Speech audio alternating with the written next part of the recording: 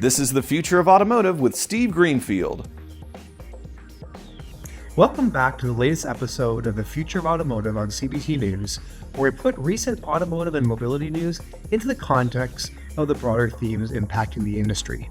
I'm Steve Greenfield from Automotive Ventures, and I'm really glad that you could join us this week. I wanted to take the opportunity to recognize a great article by John McElroy, who argues that the Western auto markets have basically matured and are actually shrinking in size.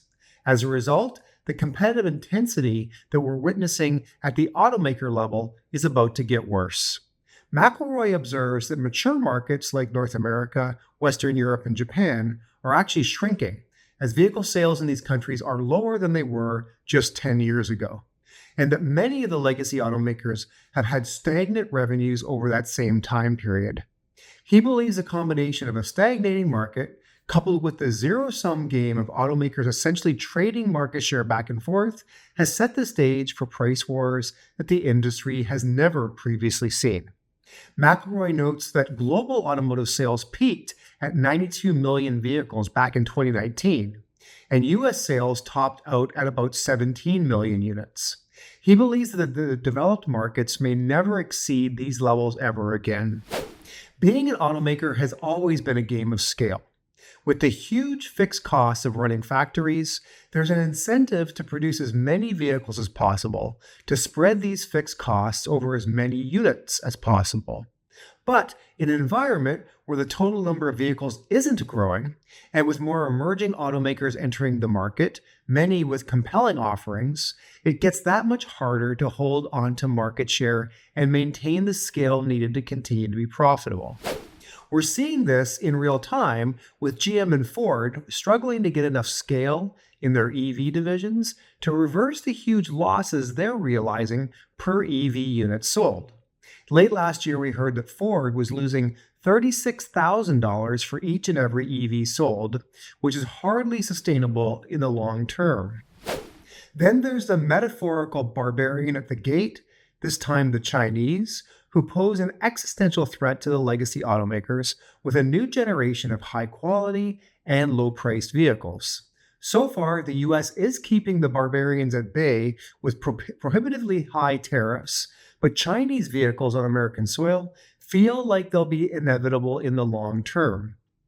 Just this week, we heard that Republican Senator Marco Rubio has proposed sharply boosting tariffs on Chinese vehicle imports by $20,000 to stop the country and the threat of flooding the U.S. auto markets with cheap Chinese imported autos. Rubio is also proposing legislation to extend tariffs to vehicles produced by Chinese automakers in other countries like Mexico and limit subsidies for electric vehicles to those that meet stringent North American free trade rules. Rubio aims, in his words, to safeguard American automakers and workers against the influx of artificially cheap vehicles from China. As a result of these threats, we're starting to hear that the legacy automakers, including Ford, GM, and Stellantis, are once again open-minded to potentially sharing costs and possibly even going down the path of consolidation. If history's any guide, automaker mergers are fraught with cultural issues and have rarely realized forecasted efficiencies. But maybe this time will be different. One thing is for sure, there's never a dull moment in the U.S. auto industry. So with that, let's transition to our companies to watch. Every week, we highlight interesting companies in the automotive technology space to keep an eye on. If you read my weekly Intel report, we showcase a company to watch each week, and we take the opportunity here to share that company with you. Today, our new company to watch is ServiceUp. ServiceUp is an all-in-one repair management platform for independent auto repair shops.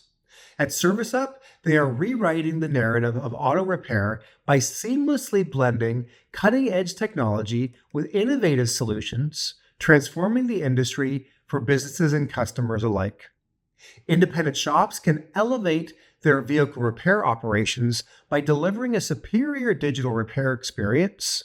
ServiceUp streamlines the repair process, enhancing efficiency, control, and transparency throughout the entire repair journey. For the first time, independent repair shops can manage all their repairs across all of their shops in one place, From collision to mechanical and everything in between, Service Up makes managing vehicle repairs a breeze. If you'd like to learn more about Service Up, you can check them out at www.serviceup.com. So that's it for this week's Future of Automotive segment. If you're an auto tech entrepreneur working on a solution that helps car dealerships, we want to hear from you. We are actively investing out of our dealer fund. If you're interested in joining our investment club to make direct investments into auto tech and mobility startups, please join. There's no obligation to start seeing our deal flow, and we continue to have attractive investment deals available to our members. Don't forget to check out my book, The Future of Automotive Retail, which is available on Amazon.com, and keep an eye out for my new book, The Future of Mobility, which is almost done and will be out early this year. Thanks as always for your ongoing support and for tuning into CBT News for this week's Future of Automotive segment. We'll see you next week. Thanks for watching The Future of Automotive with Steve Greenfield.